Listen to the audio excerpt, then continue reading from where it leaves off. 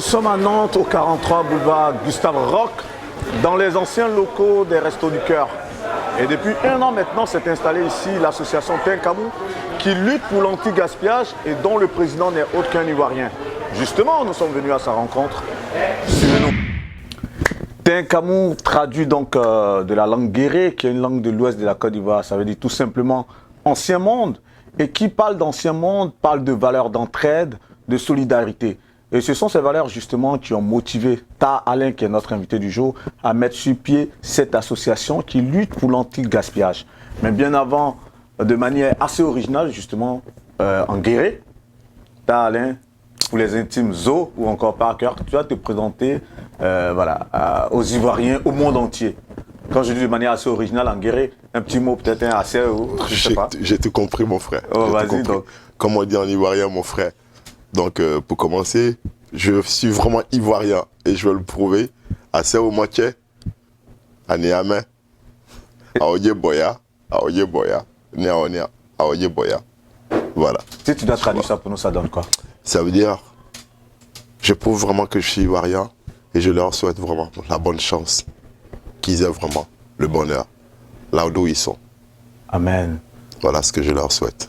Ça commence sur de bonnes auspices, en tout cas, de souhaiter comme ça le bonheur à l'humanité, à tous ceux qui vont voir cette interview. On va revenir à la dénomination de l'association que tu diriges. C'est vrai que certainement dans la prononciation, j'ai dû écorcher. Et comment ça se prononce? C'est Tinkamou. Tinkamou, c'est l'ancien monde, comme tu viens de le dire. Je me permets de te tutoyer parce que tu l'as dit. On se connaît, ça fait longtemps. Donc on peut se permettre un peu. Donc raison pour laquelle je me permets de te tutoyer. Donc effectivement, Tinkamou, ça veut dire l'ancien monde. L'ancien monde, c'est les valeurs qui disparaissent pour laisser place à la déchirure. Désolé. C'est pas grave. Pour laisser place à la déchirure, pour laisser place à la haine, pour laisser place à la violence. Et les valeurs qui ont disparu sont le partage, l'écoute, l'entraide. Par le biais de tout ça, on essaie de créer le vivre ensemble, qui est l'une des grandes valeurs aussi qui a disparu. Et donc, quand on arrive en France ici, il y a un gros mot qu'on entend souvent, on nous parle de social. Bon, la langue française, c'est pas notre langue maternelle. Donc, social, on dit c'est un gros mot. Mais le social, en vrai, nous sommes nés dans le social. Nous avons vécu dans le social. C'est quand ta mère n'est pas là, ou quand les parents se prennent la tête, quand il y a un qui n'est pas là, il y a l'autre qui s'occupe de tout le monde. Les enfants sortent ensemble, ils vont à l'école. Donc ça sont nos valeurs, ça. On ne va pas nous les apprendre. Nous sommes nés là-dedans. Et donc quand tu arrives ici, tu dis, hop, je connais l'essence de ce mot, la signification. Et qu'est-ce que je peux faire? Je vais leur montrer que j'ai des valeurs. Je ne suis pas celui qui tend la main, qui va demander. En mettant mes valeurs en place, je mets en valeur un peu d'où je viens. C'est ça. Qui est le partage. Quand tu veux promouvoir, on va dire, ce social-là qui est vécu en Afrique, toi, Ivoirien, qui vit en France et qui a donc créé l'association Tinkamou. Mais bien avant d'aller dans les déclinaisons ou bien, on va dire, les missions de ton association, on va s'intéresser à l'homme que tu es. Ta Alain, c'est qui, en gros? Ta Alain, c'est quelqu'un qui a parcouru un peu la Côte d'Ivoire, un peu de l'ouest, en allant vers le nord, du sud à l'est, qui connaît un peu qui connaît vraiment son pays et qui a connu vraiment ce qu'on appelle la galère. Voilà. Tu es né où? Je suis né en Abidjan, le 27 décembre 71, précisément un lundi.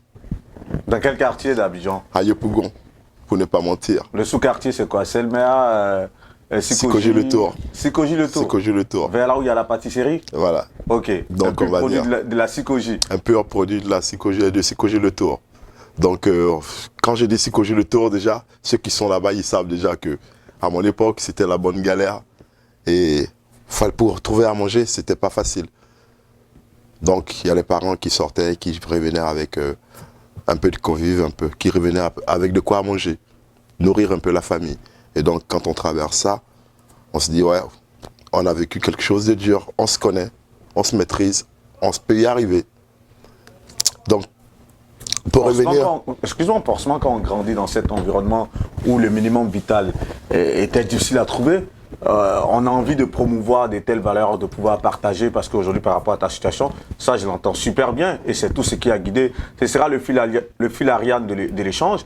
Mais lorsque tu es né à Sikoji, tout à l'heure, tu as dit, j'ai fait l'Ouest, c'était par l'Ouest, le Sud, l'Est et autres. C'était en quête de quoi? C'était par rapport aux études. Est-ce que tu peux faire un zoom sur ton parcours social, éducatif et autres? Le parcours scolaire, déjà, il a, on va dire, pour rigoler, comme on dit en français, l'anecdote, quand papier t'aime, mais tu n'aimes pas papier. Ouais, c'est ça. Ouais. Voilà.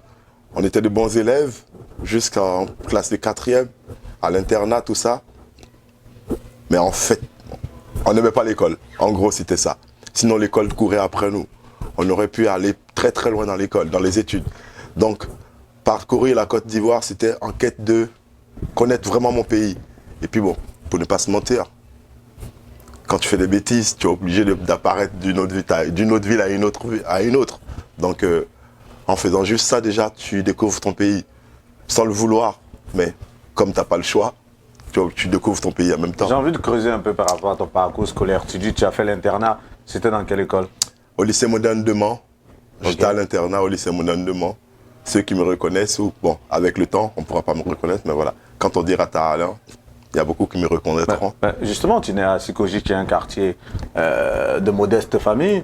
Tu dis que tu as connu la galère tout jeune. Après, tu retournes à Mans, à l'internat. L'internat, en son temps, c'était pas quelque chose qui était acquis pour les modestes familles. Et comment ça se passe? Parce que c'est pas assez paradoxal quand même.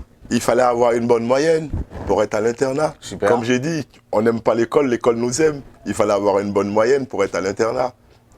Je pouvais beau choisir ce que tu voulais, mais si tu n'avais pas la moyenne qui allait avec, tu ne peux pas être à l'internat. Tu ne pouvais pas t'amener jusqu'à dans un grand lycée qui est le lycée moderne de Mans. Ce n'est pas un petit lycée, non.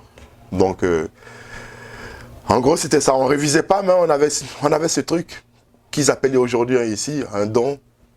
Nous, on avait ça. Un élève brillant, intelligent, mais qui n'a pas su exploiter ses facultés, qui n'a pas voulu aller très loin. Pas qu'il n'a pas su exploiter, mais seulement qu'il était parti dans autre chose. Parce qu'à l'époque, c'était aussi l'époque où il fallait se chercher, où il fallait avoir de belles chaussures. Parce que ceux avec qui on allait à l'école, c'était des enfants, je dirais, entre guillemets, des personnes qui s'en sortaient d'une classe de bourgeoisie. Donc, quand tu vois tout ça, tu as envie d'être comme eux aussi. Tu ne vas pas en vouloir à tes parents. Ils ont fait le maximum pour que tu sois là. Donc, tu ne vas pas leur en vouloir. Maintenant, comment il faut faire? Voler de ses propres ailes dès la classe de la 6e. Donc, dès la classe de 6e, tu commences à voler tes propres ailes. Tu commences à faire un peu de bêtises. Tu commences à suivre un peu les grands. Tu fais ce que tu peux. Qu'est-ce que tu as fait comme bêtise? Qu'est-ce que j'ai fait comme bêtise? Oh, les petites bêtises. La baston. Se battre. Jamais voler, jamais tuer. Mais avoir le courage de regarder quelqu'un dans les yeux et puis lui dire va te faire foutre. Ouais. S'imposer par la force, en gros? S'imposer par la force. Prendre les choses par la force. Sauver des plus faibles. Sauver des personnes qui étaient en position de se faire lyncher aussi. Et j'en passe. En gros, non. On va essayer d'éviter ça. C'est pas grave. On a tous fait des erreurs dans la vie. Hein. Le plus important, c'est d'être là où tu es aujourd'hui. Et lorsque tu arrêtes les études en classe de 4e, qu'est-ce que tu fais dans la vie active? Quand j'ai arrêté les études, j'ai été rejoindre ma mère au village parce que elle était au champ, elle faisait les travaux champêtres. Elle avait décidé d'aller se reposer au village parce que Abidjan, ça devenait dur pour elle. Et j'ai été la rejoindre pendant 1 an. Après 1 an, je suis venu à Yopougon, je suis revenu à Abidjan. Et ça s'est suivi que dans la vie, il y a des choses qui se présentent à toi. Tu ne les as pas demandées, mais ça arrive. Pas parce que tu es fort ou je ne sais pas quoi. Donc je vais dire le courage, aller sur le courage. Donc après Yopougon, j'ai décidé d'être un peu videur. J'ai commencé à faire le videur dans des discothèques au plateau. J'ai commencé par le underground qui appartenait à Olivier Oufouet avant. Après, j'ai fait la Java discothèque aussi. La Java discothèque, le underground, le Boeing 747, pareil. qui n'était pas loin aussi, qui étaient les anciens locaux du underground, qui étaient collés au Cinoche à l'époque. Voilà. Un peu de rapprocher. On ne va pas parler politique, donc on va éviter. Non, mais c'est pas la politique. On va éviter. C'est le boulot que tu as fait. Tu as été garde rapproché d'hommes politiques, ça fait partie de ton parcours, voilà. On a envie de savoir. C'est pas de faire la politique.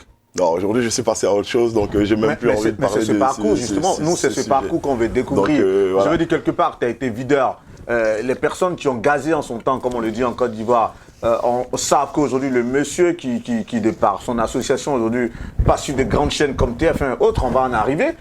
Ce monsieur-là, quelque part aussi, il a été hier garde rapproché d'un homme politique. Et on n'a pas à en avoir honte. Et c'est pas aussi faire la politique non plus. Il a beaucoup fait en son temps, il y avait le PDCI qui était peut-être le parti unique au pouvoir. Donc en son temps, je présume, peut-être que tu as suivi un homme politique qui était du PDCI. Il n'y a aucun souci à le dire. Tu peux le dire, hein. Non, mais j'ai toujours suivi. Pas suivi. À mon époque, c'était même pas qu'on suivait des gens. On était payé pour faire des choses. C'est ça, mais c'est ça. On s'en sortait. De videur, en même temps, tu es devenu garde rapproché. On s'en sortait, on essayait de s'en sortir financièrement. On participait aussi à des meetings. On partait faire des casses pour des personnes. On partait faire tout ce qu'on peut dire de vilain, traiter de vilain pour certaines personnes. Ça fait partie de l'époque de Loubar en son temps, c'est ça? On en parle un peu, les Louchi, avec Saint Polo, enfin, John Pololo. Tu as fait partie de cette époque? J'ai fait partie de l'époque, ouais, de John Pololo. On m'a même dit que je ressemblais à John Pololo. J'ai eu des problèmes avec ça. Oui, il y a quelques ressemblances au niveau du faciès quand même. J'ai eu des problèmes avec ça. Il y a des gens qui me sont tombés là-dessus parce qu'ils m'ont demandé d'envoyer un message à John Pololo. Je lui ai dit d'aller se faire foutre. Et puis bon, finalement, ils me sont tombés là-dessus. Ça n'a rien donné. Tout ce qui ne nous tue pas nous rend fort. Donc c'est ce petit parcours-là, on va dire, tu vois. Donc, que dis-je là-dessus? C'est des parcours qui ne sont pas... qui ne rappellent pas. Voilà, ça ne rappelle pas de bons souvenirs. Oui, c'est clair, c'est ce que je remarque, parce que j'ai l'impression que tu as du mal à relater un peu, on va dire, ce parcours de vie. Pourquoi est-ce que quelque part tu ne l'assumes pas? C'est pas que je ne l'assume pas. L'assumer, c'est un grand mot. Ouais. Mais quand tu as fait de vilaines choses, est-ce que tu dois les assumer, ces vilaines choses? Ouais, assumer, ça te permet d'avancer. Mais est-ce que tu dois vraiment dire, crier haut et fort, je les assume? Ça veut dire que tu es en train de, pour moi, crier haut et fort, dire que je les assume, ces vilaines choses, ça veut dire que tu n'as rien à te reprocher, tu n'as aucun remords. Quelque part, assumer. Ce qui est intéressant, tu as tiré des leçons de tout ça. J'en tire des leçons. Tout à fait. Raison pour laquelle j'ai même plus envie d'en parler. Après le boulot de videur, garde rapproché, un peu dans le monde aussi, du jour au lendemain, tu arrives en France. Quand est-ce que sonne ton envol pour l'Europe?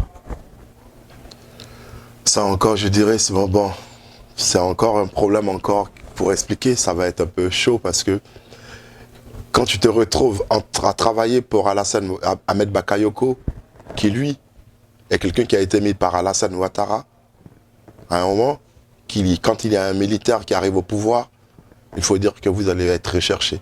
Tous ceux qui travaillent pour lui. Donc c'est pas facile. Et là, j'ai eu l'expérience parce que j'ai un collègue à moi qui est arrivé au travail le jour où j'ai eu la flemme. On est venu me chercher pour aller bosser le soir, j'ai dit non, que je n'y allais pas. Celui qui a été, il y a des gens qui sont arrivés en saharienne, qui l'ont enlevé, qui sont partis avec lui pour qu'il montre, disent où se trouvent les autres. Parlant d'eux, je ne vais pas citer de nom, mais finalement, ils l'ont mis à genoux devant la lagune, ils l'ont braqué l'arme à la tête, ils ont voulu l'abattre, il était obligé d'aller montrer là où se trouvaient les autres. Et Dieu merci, ils ne les ont pas trouvés. Il a été relâché. Donc quand tu vois ça, tu fais quoi? Tu pars en cavale. Tu décides de faire tous les moyens pour t'étirer. J'ai fait ce qu'il fallait pour quitter le pays aussi, à cette époque. C'est une belle révélation que tu fais là. Tu as bossé pour l'ancien Premier ministre, paix à son âme, Ahmed Bakayoko. Et en son temps, donc c'est la crise militaire, le coup d'État de 99 qui t'emmène toi à quitter la Côte d'Ivoire. À vouloir même quitter vraiment le pays. C'est ça. Donc, c'est tellement intéressant de savoir ça, parce que c'est ça aussi le but de cet entretien. De savoir que quelque part, comment est-ce que les coups d'État en Afrique, ça peut changer les destins, et comment est-ce que du jour au lendemain, on peut vouloir tout lâcher et s'est dit, il faut aller vers l'Europe, qui quelque part nous accorde un peu, on va dire, cette paix. Tu arrives donc en France en quelle année? J'arrive en 2001, en France. Je descends à Roissy parce qu'il faut bien préciser aussi là aussi, parce qu'il y en a qui viennent par la voie maritime. Non, ça c'est maintenant. En son temps, on avait cette opportunité. Non, c'est important de le préciser dans la mesure où, quand le Français te voit, il croit que tu es venu par la haie, ou par, comment on appelle, par Calais. Non, on n'est pas tous venus là par Calais. On ne passait pas tous par Calais. Il y en a qui sont passés avec un passeport, en bonne et due forme, qui ont traversé l'aéroport. Ça, faut vraiment le préciser. Quand on parle des choses, des Africains en France ici, il faut vraiment le préciser ça. Ils ont tendance à croire que tout le monde est venu par les barques. On a tous crêché au Maroc avant d'arriver ici. Non, il y a des gens qui sont intelligents. Donc toi, tu arrives en 2001 à l'aéroport Charles de Gaulle. Charles de Gaulle. Tes premiers pas en France, c'est quelle ville qui t'accueille? J'arrive à Paris. Ouais. Je reste 2 mois à Paris. Et au bout de 2 mois, je n'ai plus le visa. Je décide de rester quand même. Parce que une fois il est expiré, tu te retrouves en situation irrégulière. Comme tout le monde le sait, pour ceux qui sont passés en France, ils savent déjà. Donc une fois le visa il est périmé, tu te retrouves en situation irrégulière et tu décides de faire le gangster, quoi, le mec choc qui va pas partir, tout en évitant les flics, les contrôles routiers. Donc tu fais quoi? Tu cherches à bosser et puis tu montes les dossiers comme tout le monde, tout Ivoirien a pu monter le dossier pour avoir son premier travail avant d'avoir même son propre papier. Donc tu montes ton dossier et puis tu travailles avec le nom de quelqu'un. Ça, c'est pas bon à dire, mais voilà, je le dis quand même. Ça, je l'assume, tu vois, par exemple.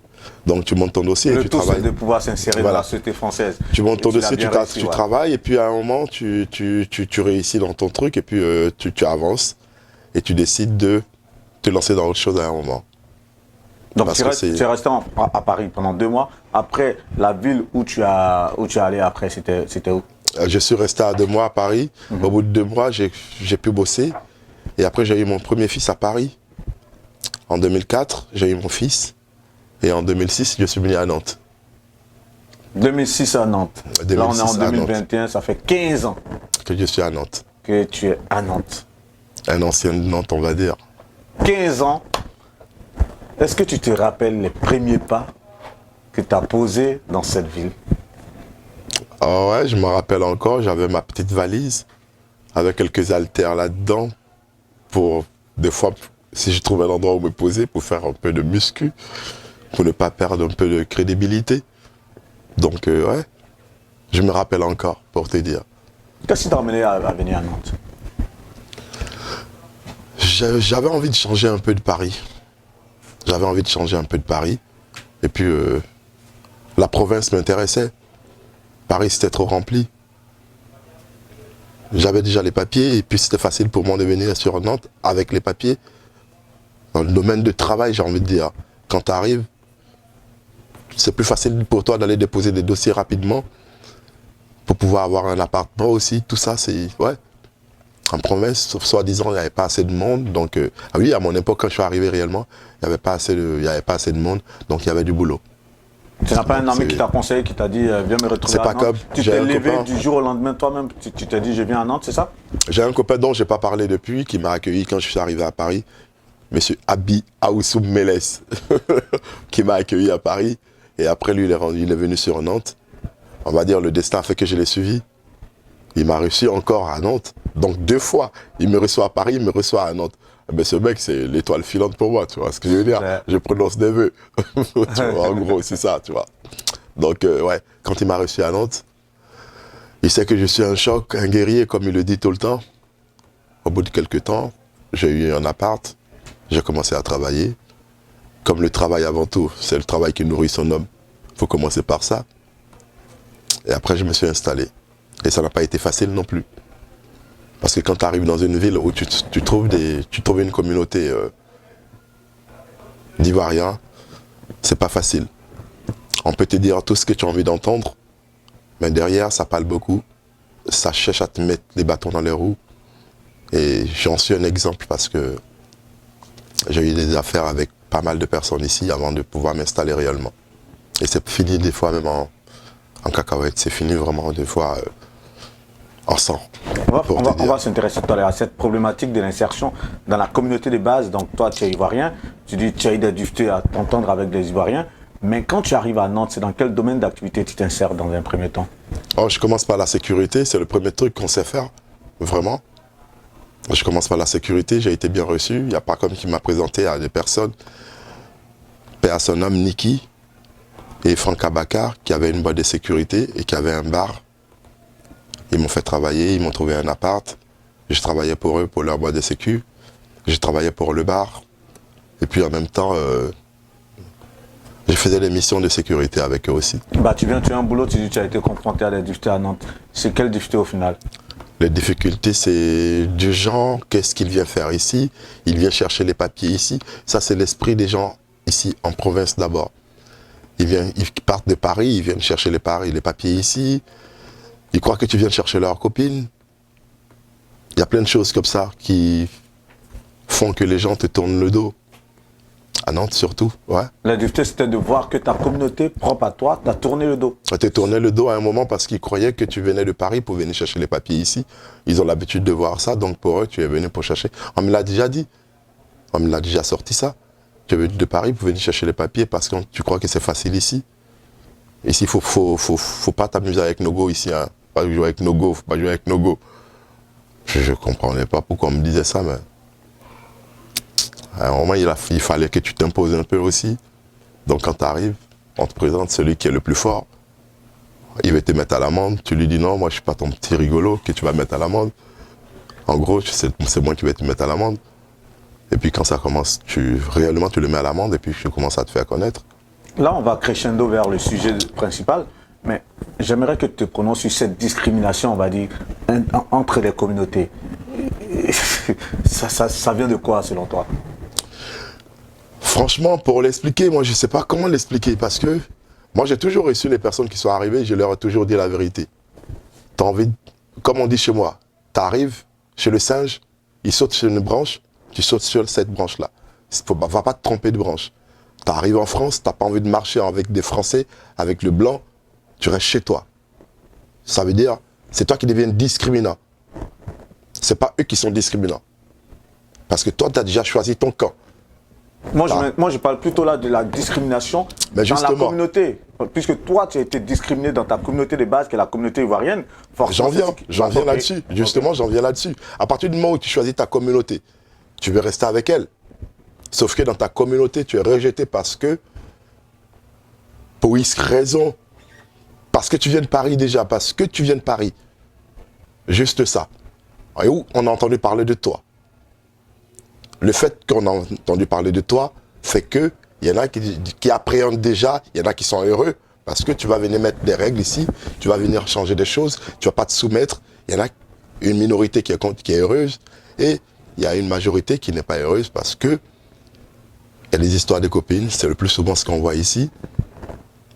Il y a des histoires de groupes, ce qu'on en voit ici pareil. Les gens ne se baladent pas ensemble, ils se retrouvent en discothèque et puis ça part toujours en cacahuète. Ça n'a pas changé de toute façon, c'est le même problème que tout le monde connaît. C'est comme ça.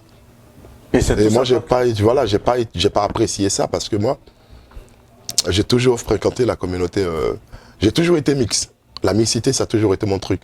D'où la création de cette association d'ailleurs.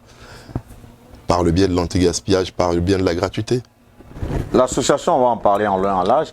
Justement, c'est ce qui t'a emmené. Le fait de vivre cette discrimination au sein de ta propre communauté, c'est ce qui t'a emmené à donner dos à cette communauté et à t'insérer véritablement, on va dire, dans la communauté française. Voilà. Et cette marche avec la communauté française, comment est-ce que tu l'as vécue?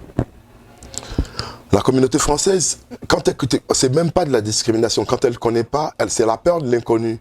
Elle ne connaît pas, elle reste sur sa position. Quand elle connaît, elle est la première à te défendre. Quand on parle dans ton dos, elle dira, cette personne, je ne l'ai pas connue comme ça. Parce qu'elle était toujours franche. À te dire, à prendre position pour que les autres qu'elle apprécie. Et ça, c'est les personnes que je connais. Et quand tu fréquentes ça, tu dis, waouh, je suis arrivé vraiment. Ils avaient peur de moi, aujourd'hui ils m'ont accepté. C'est à nous d'aller vers les autres pour qu'ils nous acceptent. Justement, c'est ça. Aujourd'hui, la communauté africaine m'avait tourné dos. Je me suis retrouvé une autre communauté qui m'a accepté. Et cette communauté-là, il y a une partie qui m'a accepté. Il y a une autre partie qui ne l'a pas accepté parce que, comme tu dis, on va revenir à l'association. Mais voilà. Quand je dis ne pas accepter, c'est de ne pas accepter le fait qu'il y ait ce soit un noir qui, à lui seul, arrive à créer une association qui, elle, reçoit jusqu'à 2800 personnes. On va dire, nourrit 2800 bouches, quoi. Par jour ou... Par jour. Dans la semaine, ouais, 2800. Dans la semaine. Dans la semaine. Les chiffres sont tellement effarants. J'ai là déjà le dernier défi que vous avez eu à relever avec l'association Tinkamou, c'était le défi de 10 tonnes. Mais bien avant, on voit un peu tout ce que vous faites. On va décortiquer ça tout à l'heure.